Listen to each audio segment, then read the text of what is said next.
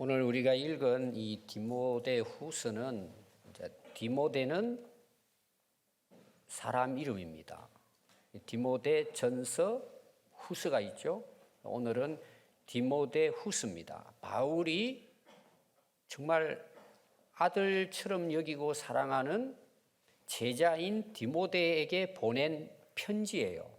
첫 번째 편지가 전서, 두 번째 편지는 후서입니다. 근데 이 후서의 특징이 뭐냐 하면은 바울이 이 후서를 기록할 때는 어디서 기록했을 것 같아요? 감옥이에요. 바울이 두 번째 로마 감옥에 갇힙니다. 복음을 전하다가 갇힌 거죠. 그런데 이 감옥에서 바울은 지금 이 기록을 할 그 당시 그 심정이 어떤 심정이냐 하면 곧 순교할 때가 왔음을 알고 사랑하는 제자 디모데에게 이 편지를 써 보냈단 말이에요. 어떤 심정인지 알겠죠? 어떻게 보면 유언과 같은 마지막 편지예요. 그럼 디모데는 어떤 인물인가? 바울이 세운 제자입니다. 그런데 바울이 디모데에게 보내는데 디모데는 지금 어디 있느냐 하면 에베소에 있습니다. 에베소는 굉장한 도시입니다. 오늘날 가도. 그 에베소 교회의 담임 목사예요. 오늘 우리로 말하면. 목회를 하고 있습니다. 근데 나이가 어려요. 근데 이 디모데는 또 마음이 굉장히 착해요. 그 마음이 여려요. 나이는 어리죠. 목회의 경험도 부족하죠. 굉장히 목회가 힘든 거예요, 사실은. 그래서 이 디모데에게 너희 비록 나이는 어리고 경험은 부족해도 너 목회는 이렇게 해라. 그래서 목회 서신이에요. 목회 잘 하라고 스승인 바울이 아들처럼 여기는 제자 디모데에게 보낸 편지예요. 그게 이 디모데 전후서에 깔려 있는 배경입니다. 그걸 여러분들이 알고 오늘 이 말씀을 들으면 이해가 좀 될 것입니다. 그럼 로마에 지금 감옥에 갇혀 있어요. 이제 더 이상 나올 수 없다는 걸 알아요. 곧 순교당할 걸 알고 있어요. 바울은. 근데 바울의 주변에 있는 사람들이 다 떠나요. 다 떠나요. 이거 왜 떠났을 것 같아요?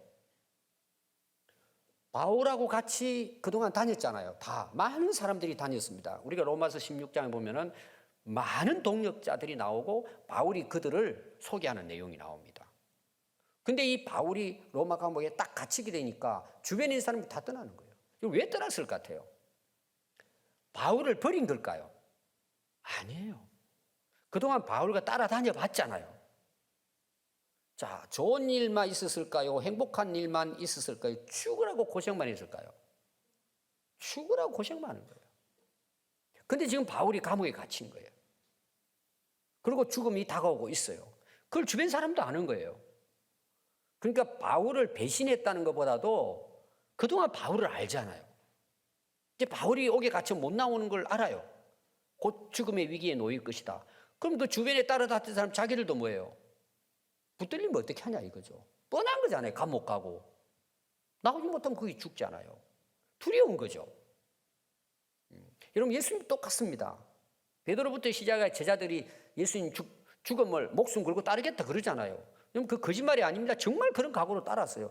근데 예수님 십자가에 못 박히기 위해서 고난받으니까 제자들이 다 떠나잖아요. 예수님을 버린 걸까요? 버린 건 아니죠. 너무 무섭고 두려운 거예요. 이게 누구나 다 가지고 있는 인간적인 마음이에요. 다 떠난 거예요. 그래서 디모데후서 4장 11절에 보면은 바울이 여기 기록하고 있어요. 다 떠났대. 누구만 남았을 것 같아요, 여러분? 누가만 남았다고 이야기해요. 참 대단한 인물입니다. 누가 남고 다 떠난 거예요. 그런데 바울 입장에서는 그게 자기 책임도 있겠죠. 내가 복음을 위해 고난을 받고 감옥까지 가니 그동안 따랐던 사람들이 좀 행복하고 편안하고 좀 잘 지냈으면 좋겠는데 고난이 계속 이어오니까 바울 입장에서 미안했을 거예요. 그러나 바울의 지금 마음은 어때요? 지금 죽음 앞에 굉장히 약해져 있는 상태예요. 그리고 다 떠난 거예요. 너무 외로운 거예요. 그러니까 누가 생각이 났을 것 같아요, 여러분? 디모데가 생각이 나는 거예요. 바울은 결혼을 하지 않았기 때문에 복음을 위해서 자식이 없어요. 아무도 죽어도 찾아올 사람은 없어요. 장례 치를 사람도 없어요. 그런데 그 정말 마지막 그 순교 앞에서 유언처럼 사랑하는 아들처럼 여기는 제자 디모데에게 편지를 보내면서 앞에 내용이 뭔 줄 아세요? 좀 오늘 우리로 표현하면 기도할 때마다 네 생각이 나고 기도할 때마다 너무 감사하고 기도할 때마다 너 보고 싶어 이거예요. 내 마음이 너무 힘들어. 네가 나를 찾아온다면 내가 기쁨으로 충만하겠다. 그 여러분 애절한 그 바울의 마음이 이 디모데후서에 담겨 있는 거예요. 그걸 여러분들이 이해를 하고 들으면 바울과 디모데의 관계가 어떠한가. 그리고 바울이 그런 상황에서 디모데에게 뭐라고 말씀을 했을까라는 거예요. 유언처럼. 이게 쓰인 시기가 주후 66년경, 67년경이라고도 합니다. 기록을 했어요. 근데 결론을 제가 말씀을 드리면 이제 오늘 1장부터 시작이 되는 쭉 내용 보면 바울이 제자잖아요. 아들처럼 여기는. 그 명령어가 많습니다. 이거 해라, 이리 해라, 이렇게 계속 나와요. 여러분 읽어보면 나옵니다. 줄쳐보면 계속 나와요. 근데 오늘 읽은 말씀의 8절의 내용이 뭘까요? 오늘 그게 이제 설교 제목입니다. 복음과 함께 고난을 받으라. 이게 주제입니다. 그럼 고난을 받으라는 말은 그냥 고난만 받으라는 게 아니라 어떻게 이기고 왜 우리가 고난을 받아야 되는지 어떻게 이길 수 있는지 그 사랑하는 아들같이 여기는 디모데에게 목회 잘 하도록 편지를 보냈습니다. 자, 1절부터 시작되는 것은요, 바울이 이제 자기 소개입니다. 나 지금 복음 전하다 감옥에 갇혀 있다. 왜 그런 줄 아냐? 내가 사도로 살다가 지금 감옥에 갇혀 있는데 두 가지 이유를 설명해요. 내가 사도다. 주님으로부터 부름받은 사도인데 내가 원해서 된 것이 아니고 누구의 뜻대로? 하나님의 뜻으로 말미암아 예수 그리스도 안에 택함 받아가지고 내가 사도로 부름받은 것뿐이다. 내가 지금 여기에 있는 것은 복음 전하다가 그 하나님의 뜻을 이루기 위해서 살아가다가 붙들려가지고 내가 지금 여기 있다는 거예요. 그래서 나는 사도라는 거예요. 내가 원했다면 안 한다 이거죠. 어떤 경우는. 하나님이 내게 불러주셨다. 하나님의 뜻을 따라 나는 사도가 됐다. 이런 내용.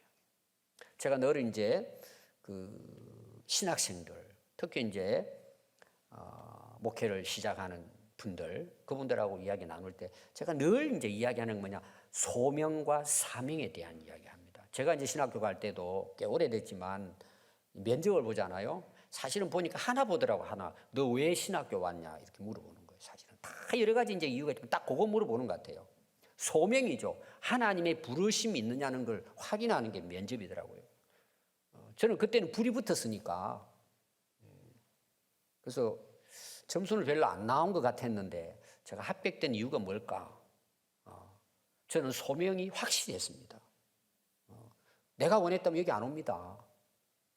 하나님께서 불러주셨습니다. 거기에 대한 확신이.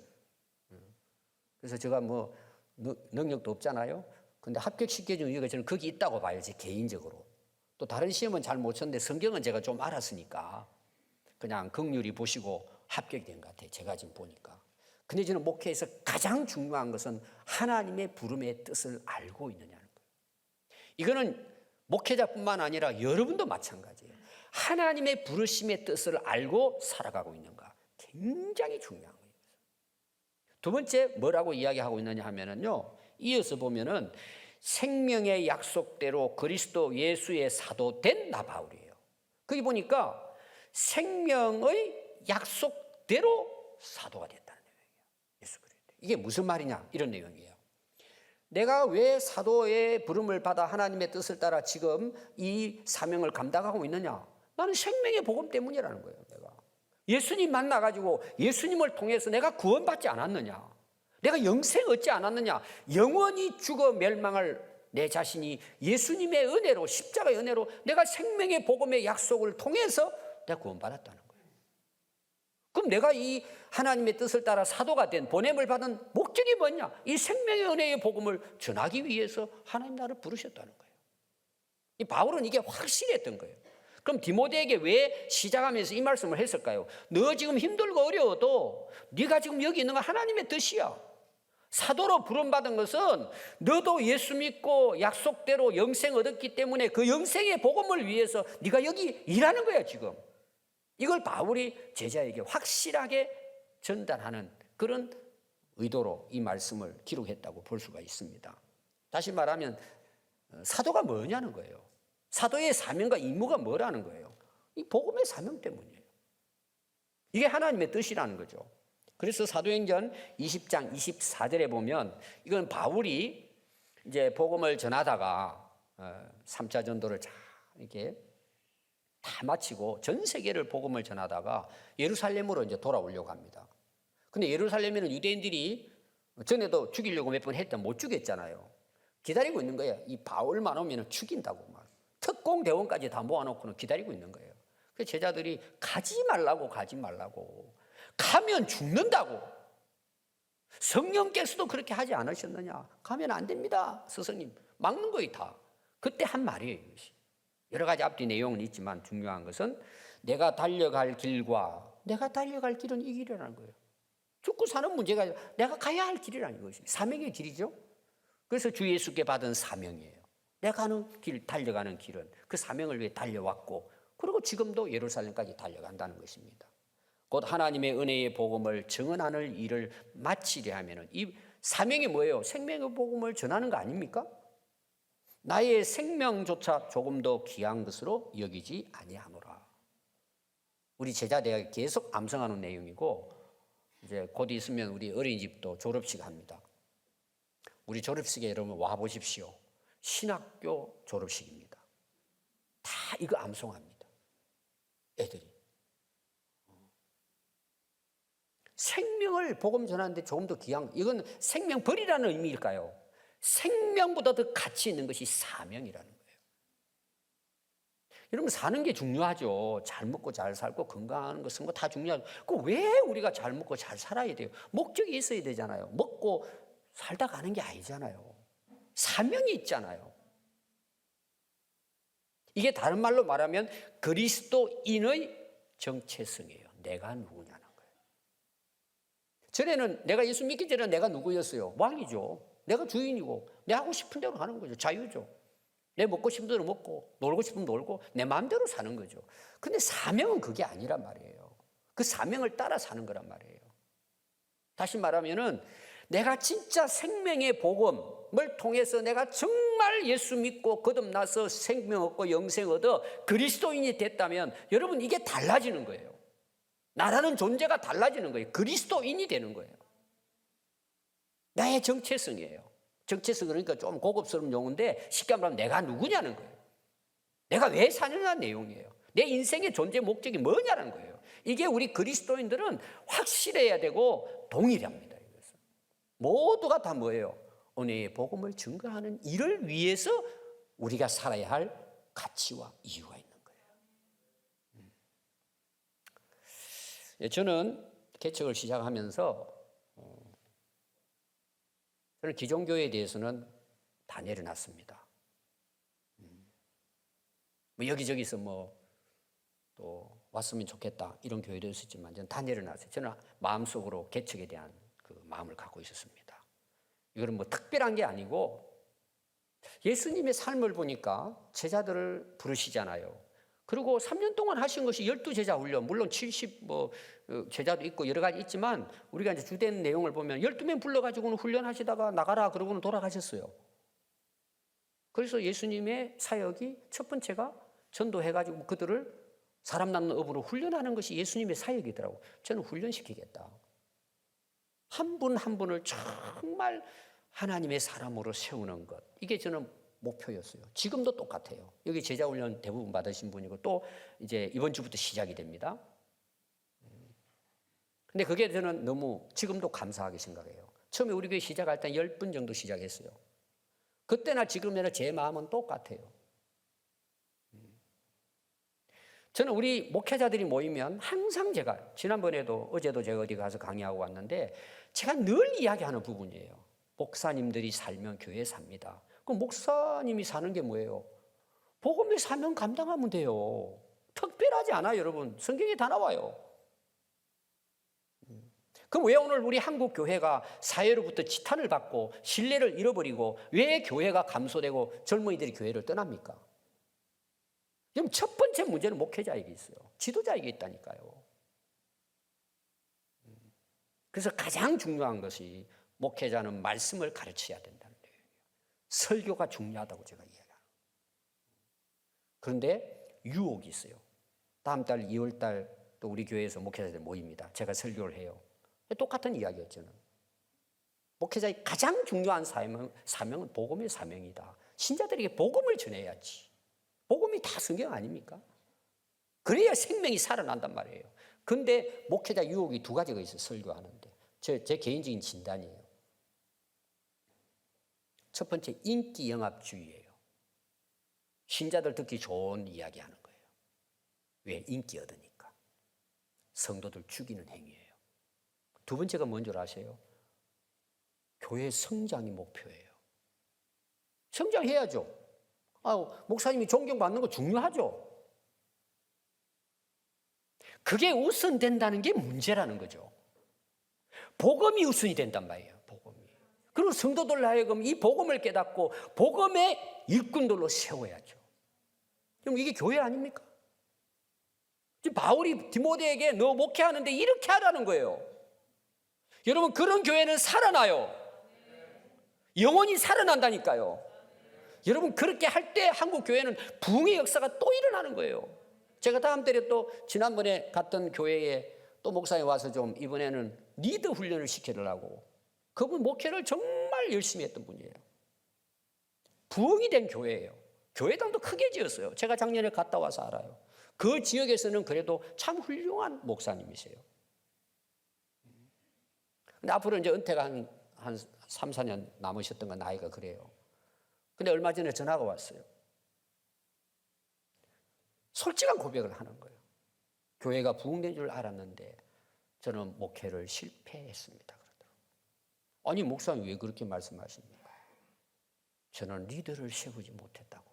나와 함께 동력할 리더가 없다는 거예요. 내가 왜 이렇게 목회를 했을까? 그분이 이제 우리 교회도 와보시고, 제가 만나면 저는 항상 우리 이렇게 했으면 좋겠다고 항상 와서, 이제 거기는 구역장, 구역 강사죠. 리더 교육을 목사님 좀 시켜줬으면 좋겠다. 자기는 늦었대요. 제가 너무 안타까운 거예요. 그런 부분들에 대해서. 그래서 제가 힘 있는 데까지 뭐 제가 특별한 건 없지만 우리 교회 하는 그대로 제가 한번 이야기는 하겠습니다. 여러분, 이게 무슨 이야기냐 하면 지금 오늘날 우리 그리스도인들이 자기 정체성을 잃어버린 거예요. 사명을 잃어버린 거예요. 이게 심각한 문제예요. 그래서 디모데에게 너 복음을 위해서 고난 받으라는 거예요. 그럼 살아나는 거예요. 여러분, 3절부터 보면은요, 바울이 디모데에 대한 이제 마음, 아까 제가 좀 이야기했습니다. 내가 밤낮 간구 간절히 기도하는 가운데 쉬지 않고 기도할 때마다 누가 생각났다고요? 디모데가 생각이 나는 거예요. 얼마나 디모데를 위해 기도를 많이 했겠어요. 근데 디모데에 대해서 칭찬하는데요, 두 가지를 칭찬합니다. 첫 번째가 뭐냐 하면 너는 청결한 양심을 가지고 있다는 거예요. 저는 이게 오늘날 우리 그리스도인들에게 너무 중요하다고 생각해요. 오늘 이 시대는 양심이 마비된 시대예요. 성경은 화인 맞았다고 이야기해요. 양심이 죽어버렸단 말이에요. 양심이 사라져버린 거예요. 그럼 요즘 어떤 일이 일어날까요? 여러분, 양심이 사라지면 짐승화됩니다. 육체적인 건 욕구만을 찾아 산단 말이에요. 양심이 마비돼요. 마음이, 정신이 문제가 생겨버리니까 영혼도 죽은 거죠, 거기는. 모습은 인간인데 삶은 짐승화되는 거예요. 야, 저 사람 양심도 없어. 그런 거 있잖아요. 여러분, 양심은 하나님이 주신 거 우리 안에.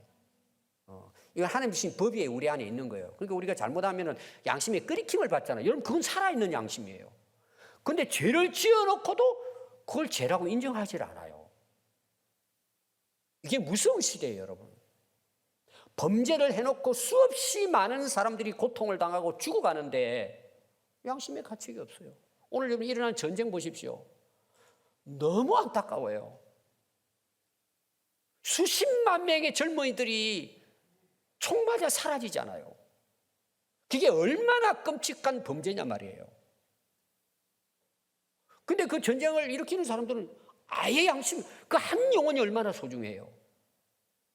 계속하는 거예요, 계속하는 거예요. 자기 권력 유지를 위해서. 땅 뺏어 먹기 위해서. 여러분, 땅 뺏어 먹는 게 중요해요. 생명 10만 명이 죽는 게 중요해요. 이게 여러분 완전히 인간들이 양심이 죽은 거예요. 옛날에는 두말할 것도 없고 가스실에 집어넣어가지고 유태인을 600만 명이나 죽이고 이게 여러분 인간이 할 수 있는 제정신을 가지고 이는 불가능하잖아요.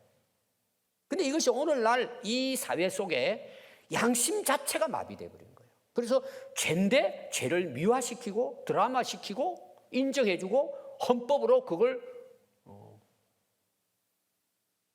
이끌어줘요. 왜? 양심이 죽었기 때문에. 그런데 디모데는 어떤 인물이라고요? 여기 보면 청결한 양심이 살아있다는 거예요. 여러분, 우리가 양심만 기본적으로 살아있어도요, 정말 그리스도인들이 세상 사람들로부터 존경받습니다. 두 번째는 뭐냐 하면은요, 거짓이 없는, 내 속에 있는 믿음이라. 거짓이 없는 믿음. 이는 다른 말로 말하면은요, 진짜 하나님을 믿는다는 말이에요. 그럼 하나님을 믿는데 어떤 믿음일까요? 제가 이제 우리 이 지방에서 이제 장로 권사 안수 집사 세우는데 제가 가서 강의를 했습니다. 저는 구약을 강의를 해요. 제가 처음 질문한 게 있어요. 당신들 하나님 믿느냐고 물어봤어요. 다 믿는다 그러죠. 두 번째, 하나님이 진짜 우주 만물을 창조하시고 나를 만드신 분으로 믿느냐고 제가 물어봤어요. 근데 소리가 좀 줄어들어요. 여러분, 그게 안 되는데 성경이 다 믿어질까요? 아니, 창조자 하나님을 믿지 않는다면 그 신앙이 제대로 성장할 수 있을까요? 여기부터 문제예요. 그럼 또 제가 물어봤어요. 하나님을 절대자로 믿느냐고 물어봤어요. 절대자로. 그냥 상대적인 하나님이 아니고 아무거나 신앙을 가지는데 그냥 나는 예수 믿겠다 이게 아니고 예수님이 오직 나의 그리스도시고 하나님이 오직 나의 창조자로 절대적인 하나님으로 믿느냐는 거예요. 이게 여러분 진짜 순수한 믿음이에요. 뭐 예배를 잘 드리고 이것도 중요하죠. 여기서 말하는 거짓 없는 믿음은 하나님을 절대자로 믿는 거예요. 그럼 이게 무슨 말이에요? 내 생명은 누구의 손에 있어요? 하나님께 달린 거예요. 생사화복은 그분이 결정하는 거예요. 그걸 믿고 산단 말이에요. 그럼 여러분 얼마나 당당해요. 근데 디모데가 그런 믿음을 가졌다는 거죠. 바울이 봤을 때. 대단한 거죠, 디모데는. 그럼 이 믿음이 그냥 생겼을까요? 그냥 될까요, 여러분? 이런 믿음이. 거기 보니까요, 외할머니 나오고 어머니가 나와요. 그 너 믿음은 너 외할머니가 가지고 있던 믿음이라는 거예요. 오늘 우리 할머니들 기억하십시오. 집에 가셔가지고 손자들에게 처음부터 끝까지 맨날 앉으면 이야기해야 돼요. 뭐 이야기해야 돼요? 하나님이 창조하셨다. 너를 창조하셨어. 하나님뿐이야, 우리가 믿는 분은. 이번에 명절날 다른 거 이야기하지 말고 할머니들 꼭 기억하세요. 여기는 외할머니만 이야기하는 게 아니라 친할머니도 마찬가지예요. 오면은 하나님은 창조하셨다. 6월 동안 만드시고 너를 만드시고 하나님뿐이야. 우리 집안은 오직 하나님만 믿는 집안이야. 이거 할머니가 가르쳐야 돼요. 이쁘다고만 하지 말고 오면 손 붙들고 너 믿어 안 믿어 하나님. 그래서 우리 할머니가 선교사님인가 오늘 선교주일이니까 여러분 앉혀놓고 가르쳐야죠. 할머니가 그렇게 했다는 게 그 할머니의 어머니잖아, 윤희계. 그 할머니 이름이 뭐죠? 네, 로스가 아닙니다. 그러면 식당 하면 로스 나오잖아요, 로스. 로이스, 꼭기가 로이스. 참 대단한 할머니예요. 저는 우리 할머니들 다 로이스가 됐으면 좋겠어요. 그거 놓고 기도하고 자식들을 위해. 그 다음 어머니는 윤희계예요. 그 할머니의 어머니예요. 청결한 양심과 거짓 없는 믿음으로 디모데를 어릴 때부터 기도하고 그 믿음을 갖고 있는 거예요. 6절부터 보시면요. 그러므로 내가 나의 안수함으로, 이 말은 뭐냐 하면은 전에 그 디모데에게 바울이 안수를 했습니다. 그게 성령이 임한 거예요. 성령의 은사가 디모데에게 임한 거예요.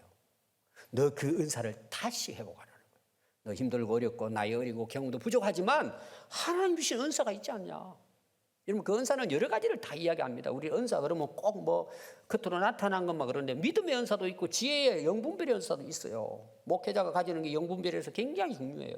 말씀의 은사도 있어요. 그래서 너 바르게 성도들을 잘 그 은사로, 너 어린 거 연수함 뒤나면 너 연수함 때문에 나이가 어리다고 너 기죽지 말고 하나님 말씀 붙들고 은사대로 너 이거 잘 감당해라. 그래서 뒤에 보면은 두려워하지 말고 오직 능력과 사랑과 절제의 마음으로 너희에게 주어진 은사를 통해서 목회를 바르게 복음을 전해서 잘 해야 된다. 그리고 마지막 결론이 이제 8절이에요. 그러므로 너는 내가 우리 주를 증언함과 주를 위하여 갇힌 자 됐나. 바울이 왜 감옥 갇힌가 알겠죠. 고난받고 한 것이 주님을 전하니까 그리스도로 복음을 전하고 또 주님을 위해서 살아왔기 때문에 자기가 감옥에 갇혔는데, 이거 너 내 제자로서 우리 선생님 왜 감옥에 갇혀서 그 부끄러워 생각하지 말라는 거예요. 안타까워 생각도 할 거. 난 주님을 위해서 복음 전하다가 여기 있다. 부끄러워하지 말고 오직 하나님의 능력을 따라 복음과 함께 고난을 받으라는 거예요.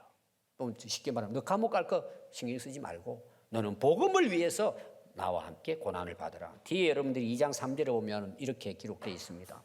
너는 그리스도 예수의 좋은 병사로 나와 함께 고난을 받으라 그랬어요. 바울이 대단한 건 뭐냐 하면은 바울이 복음을 통해 고난 받는 걸 다 봤잖아요. 다 봤어요. 감옥에 갇혀 있잖아요. 뭐 때문에 바울이 고난 받는지 다 알죠. 자기가 그 경험을 했잖아요. 근데 제자에게 이야기하는, 너도 내가 복음을 위해서 고난 받은 것처럼 너도 고난을 받으라는 것입니다. 여러분, 성경에 그 사도 바울의 그 복음에 대한 그 내용이 로마서 1장 16절에 보면 내가 복음을 부끄러워하지 않는다 나는. 왜냐하면 이 복음은 모든 믿는 자에게 구원을 주시는 하나님의 능력이 되기 때문이다. 누구나 복음을 믿으면 유대인이나 헬라인이나 어떤 사람이든지 이 복음을 믿으면 구원을 받는데요. 이 얼마나 놀라운 자랑거리예요. 핍박은 받지만 왜 부끄러워해요? 예를 들면은 요사이는 이제 의학이 많이 이제 발달이 돼가지고요. 그 암 걸린 분들도 약 하나를 먹으면 딱 한 번에 치료되는 약들도 있더라고요. 그 미국에서 개발되고 했더라고요. 제가 이제 그런 실제적인 이야기를 들었습니다. 근데 그 한 번 먹는데 뭐 알약이 아니고 뭐 주사도 돼서 한 번 그거를 치료받는데 가격이 얼마냐? 5억이에요. 6억이 나가고 3억이 나가고 그래요. 그럼 여러분 500만 원 넘는 분들이 그 어떻게 살아날 수 있어요? 여러분 같으면 어떨 것 같아요? 제 같아도 아마 6억 정도 하면은 하나를 먹으면 낫기는 낫는데 그 6억 쉽지 않을 것 같아요. 근데 중요한 건 뭐냐? 그 약을 개발한 분들이 그걸 자랑할 수 있어요? 부끄럽게 생각해요? 이거는 대단한 거죠. 그 개발하는 데는 그만큼의 돈이 들어가는 거죠. 개인 그 맞춰가지고 약을 개발한 내니까 그 사람의 인체에 딱 맞춰가지고 이제 맞춤형 약이죠. 예를 들면. 그럼 그걸 해서 사람을 살리는데 그분이 그 약을 이야기하는데 부끄러워하면서 이야기할까요? 당당하게 이야기할까요? 자랑스러운 거죠. 사람을 살릴 수 있잖아요. 근데 복음은 모든 사람을 살리는 복음이란 말이에요. 왜 부끄러워하냔 말이에요. 영원히 살린단 말이에요. 우리가 치료받아도 다 죽잖아요. 근데 복음은 영원히 살리는 거예요. 제가 초창기 그때는 사람이 없으니까 막 다니면서 막 전도했어요. 근데 그때 보면 되게 아픈 사람들이 많이 있었어요. 오래된 분들은 아실 거예요. 옛날 저쪽에 그 관광호텔 앞에 그게 그때가 육거리인가 해가지고 거기 차가 이렇게 돌고 돼 있도록 했는데 그 옆에 조그마한 보석 시계점이 있었어요. 조그마한데. 근데 그 장애인이 하고 있었어요. 휠체어를 타고. 근데 그분 주변에 있는 분이 저한테 연락이 왔어요. 모르는 분인데 목사님 그분이 백혈병에 걸렸다는데 기도 좀 해주세요. 가야죠. 그때는 뭐 한 분이 소중하니까. 갔는데 결국은 못 고치는 거예요. 그래서 제가 이제 본고에 싣고 서울의 제일 유명한 성모병원에 가가지고 치료를 받게 한다면 해보자. 이식 수술을 한다든지 모시고 갔는데 의사가 저보고 들어오라 그러더라고. 어떻게 되냐고. 저 목사라고 그랬더니 이분은 안 됩니다 그러더라고. 첫 번째 한 번 치료받는데 1억이래요. 근데 되게 한 번 더 해야 된대요. 그럼 5천만 원 든대. 1억 5천 드는데 해도 50% 50%래요. 여러분 병원 가서 50% 50% 그런 거는 불가능하다고 생각하면 됩니다. 모시고 내려가라 그래요. 제가 4시간을 그때 차를 타고 내려오는데 옆에 앉아있고 진짜 너무 안 된 거예요. 장애로 살다가 이제 백혈병에 걸려서 젊은 나이에 돌아가신. 그리고 여보가지고 내가 방 안에 딱 넣고 나올라 그러는데 확신이 왔어요. 그렇지. 복음으로 이 사람 영생 얻는데 앉혀놨어요. 제가. 영적 기도를 시켰어요. 당신 오늘 이렇게 죽어도 괜찮아. 예수 믿으면 영원히 살아. 아멘 그러고 세례받고 돌아가셨어요. 복음은 능력이에요. 왜 부끄러워하냔 말이에요. 영원히 살리는데 이 복음을 내가 알고 있다면 여러분 이걸 부끄러워해요? 땅끝까지 전해야죠. 그래서 바울이 그렇게 했다는 내용이에요. 바울은 예수님 만나기 전에 부모가 로마의 시민권을 갖고 있어요. 자기는 태어날 때부터 로마 시민권을 갖고 있어요. 그때는 이게 시민권이라는 게 대단한 아무도 손 못 대요. 율법 학자 중에 학자예요. 엘리트예요. 최고의 학문을 배웠고 율법으로 흠이 없게 정말 도덕적으로 윤리적으로 신뢰받는 인물로 살았습니다. 그런 굉장히 출세의 길을 걷고 있었습니다. 예수님 만나고 나서 복음을 듣고 나서부터 복음의 사명을 받고 그때부터 고난이 시작돼가지고 감옥까지 가고 순교의 자리까지 간 거예요. 근데 바울은 그 고난 받는 것을 자랑으로 여겼다 그랬어요. 왜 그렇죠? 복음을 위해서 고난을 당했기 때문에. 그리고 디모데에도 뭐예요? 사랑하는 디모데인데 나와 함께 복음을 위해 고난을 받으라고 한 거예요. 그럼 바울은 실제로 고난을 어떻게 받았을까? 고린도후서 11장 23절에 보면은 바울이 고난 받은 걸 열거하고 있습니다. 제가 이거 어제 몇 번 읽으면서 참 제가 부끄럽기도 하고 바울을 생각하니까 마음도 아프기도 하고 제가 간략하게 여러분 소개하겠습니다. 나는 그리스도의 일꾼이다. 사명받은 자라는 거죠. 내가 수고를 넘치도록 하고 옥에 갇히기도 더 많이 하고 매도 수없이 맞고 여러 번 죽을 뻔하였으니 유대인들에게는 40에 하나 감한 매를 5번 맞았으며 3번은 태창으로 이거는 볼기를 때리는데 넓적한 지팡이 같은 걸 알고 엉덩이 때리는 걸 이야기합니다. 태장으로 맞고 1번 돌로 맞고 3번 파선하고 일주야를 깊은 바다를 헤맸고 여러 번 여행하면서 강의 위험, 강도의 위험, 동족의 위험, 이방인의 위험, 시내의 위험, 광야의 위험, 바다의 위험, 거짓 형제 중에 위험을 당하고 또 수고하며 애쓰고 여러 번 자지 못하고 줄이며 목마르고 여러 번 굶고 춥고 헐벗었노라. 제가 이제 특히 그 성지순례 다녀오면서 젊은이들 그때 그 DTS 훈련생들 데리고 이 이제 그 산을 넘는데 그 산 안에는 따뜻한 올라가면 눈이 덮여 있는 이제 그 산을 그 바울이 2000년 전에 그 산을 넘어 다니면서 복음을 그때는 길이 없고 차가 없으니까 이제 그 휴게소인데 사람들이 앉아 있고 제가 밖으로 나왔어요. 쭉 밖으로 나와가지고 그 산을 이제 꼭대기에 휴게실인데 아래부터 봤더니 아래가 잘 안 보여요. 눈이 쌓여 있고 그 바울의 그 전도 여행의 이런 이야기를 쭉 생각하니까 그냥 눈물이 나더라고요. 야, 이렇게 복음을 전했구나. 산 넘는 건 해도 죽음을 각오하고 넘어야 될. 야, 이 길을 넘어다니면서 복음을 전했구나. 참 대단한 분이구나.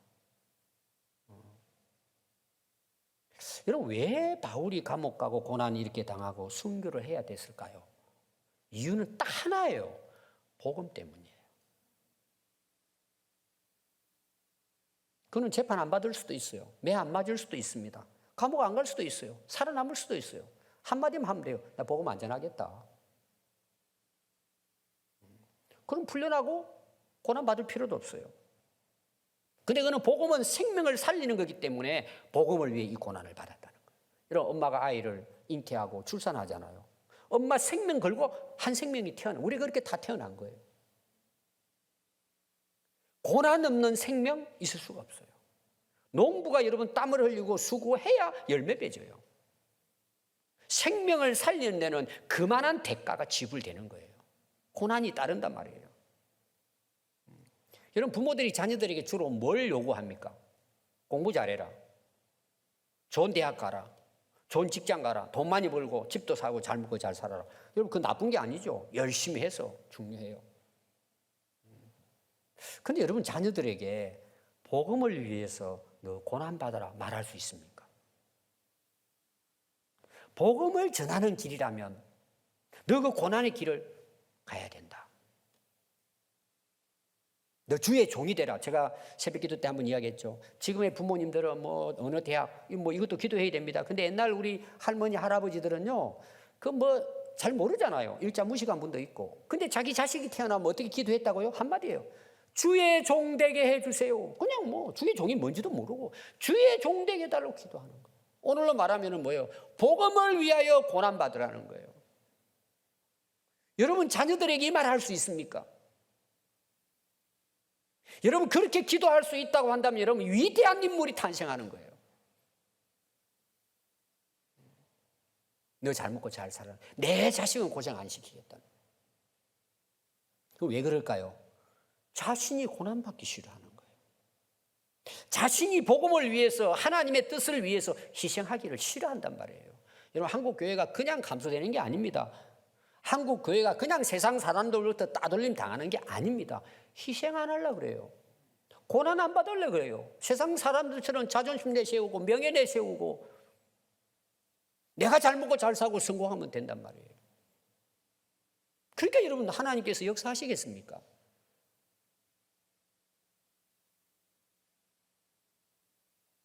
여러분 오늘 시대가 어떤 시대인 줄 아십니까? 자기 중심 시대예요. 자기 잘 되면 다른 사람 상관없어요. 고난 누가 고난 받으려고 그래요? 피해 다녀야죠. 저는 우리 교회 학생들 청년들 늘 감사하게 생각해요. 제가 부르거든요. 부르면 그 애들은 100% 다 알아요. 오늘 이렇구나. 우리 젊은 집사님들 토요일 날 전화 왔다 그러면 다 눈치 다 채고 나와요. 나오는 게 너무 감사한 거예요. 얼마나 피곤하고 힘들어요. 어제도 그렇고 와가지고는. 여러분 교회가 그냥 세워지는 게 아니에요. 많은 분들의 희생이 있는 거예요. 우리 교회가 오기까지 우리 교회 선교에 대한 여러분들이 오늘 역사를 보십시오. 이게 그냥 됐겠습니까? 여러분들의 희생과 땀과 눈물의 기도 때문에 헌신 때문에 이루어지는 거예요. 우리 모든 것들이 다 그래요. 그게 너무 감사하죠. 목회자 입장에서는. 이게 고난의 길인데 뭐 우리가 그렇다 해서 사실 뭐 내세울 만한 고난은 아니지만 그래도 힘들고 어려운 거를 그래도 서로 이걸 붙들고 기도하고 여러분 함께 왔기 때문에 하나님께서 우리 교회를 쓰시는 거 아닙니까? 우리가 너무 부족해도. 그래서 마태복음 5장 11절에 보면은 예수님이 그랬어요. 나로 말미암아 너 고난 박해 받는다고 기뻐하라는 거예요. 하늘의 상이 크다는 거예요. 끝나는 게 아니에요. 하늘의 상이 크단 말이에요. 너희는 세상의 소금이고 세상의 빛이에요. 희생하라는 거 아닙니까? 세상에 나가서 너희의 착한 행실을 보고 그랬어요. 사람 앞에서 착한 행실이 뭐예요? 하나님 앞에서 살아가는 복음을 위해서 생명 살리기 위해서 내가 희생하고 봉사하고 내가 낮아지고 손해보고 하는 그 삶이에요. 세상 사람들이 다 알아요. 그걸 통해서 하나님 나라가 세워지고 하나님께 영광이 된단 말이에요. 근데 예수 믿는 사람들이 뭐 희생 안 하려고 그러고 고생 안 하려고 그러고 자기만 내세우려고 그러고 자기만 성공하려고 그러고 섬기고 봉사하고 희생하는 거 싫어하고 여러분들이 직장에서 최선을 다해서 희생해 보십시오. 다 알아요, 여러분. 아, 저분 예수 믿는 사람 참 성실하다. 여러분, 그게 복음의 시작이에요. 그게 선교사예요. 이웃 사람들하고 싸우는 게 뭐예요? 어려움을 찾아가지고 먹는 거라도 하나 갖다 드리고 그 착한 행위 아주 작은 것부터 시작되는 거예요. 지금 보니까 교회 다니는 분이에요. 그럼 하나님께 영광이 되잖아요. 여러분 절대 얻어먹으려고 하지 마요. 나누고 어려운 사람 있으면 좀 찾아가지고. 왜 아멘이 없습니까? 너무 우리가 부족한 거예요, 그것이. 그러니까 무슨 복음을 전해요. 여러분 왜 가정에서 싸웁니까? 가정이 기쁘고 즐겁고 찬송이 넘쳐나면 여러분 그게 삶 속에서 선교예요. 야, 저분 예수 믿고는 저 가정이 저렇게 행복하구나. 그러고 가서 복음 전해보세요. 아, 저도 당신 교회에 찾아가겠다고. 이게 착한 행실로 하나님께 영광 돌리는 거예요. 뭐 고난 받으라 그러니까 뭐 옛날처럼 그렇게 하는 게 아니라 내가 좀 힘들고 어렵고 희생이 됐지라도 그걸 내가 순종하고 섬기는 거예요.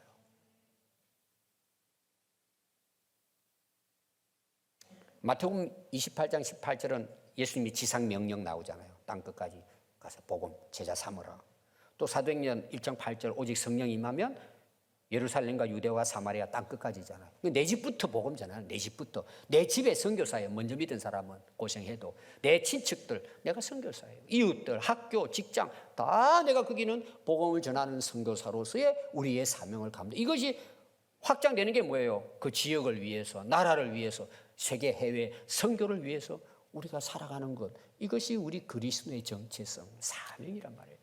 그걸 위해서 희생을 당하고 손해를 보고 고난을 받는다면 이것은 우리가 감당해야 될 당연한 임무란 말이에요. 여러분, 세계적으로 유명한 영국의 스플전 목사님이 계십니다. 그분이 이렇게 말씀했어요. 모든 그리스도인은 선교사가 아니면 그리스도인인 척하는 사기꾼들이라 그랬어요. 참 그 말이 저는 일리가 있다고 봐요. 여러분, 우리 남은 인생을 어떻게 살아갈 것입니까? 우리 함께 복음을 위해 고난받읍시다. 이 길이 나의 사명의 길이라고 여기고 달려갑시다. 여러분, 가정에서나 직장에서나 이웃에게서나 교회 안에서 힘들고 어려운 일 있다. 이것이 복음을 위한 길이라면 여러분을 참고 그 고난을 잘 감당하고 나가면 하늘의 상이 큽니다. 절대 여러분 후회하지 않습니다. 우리가 이런 길을 함께 달려갈 수 있기를 바랍니다. 기도하겠습니다.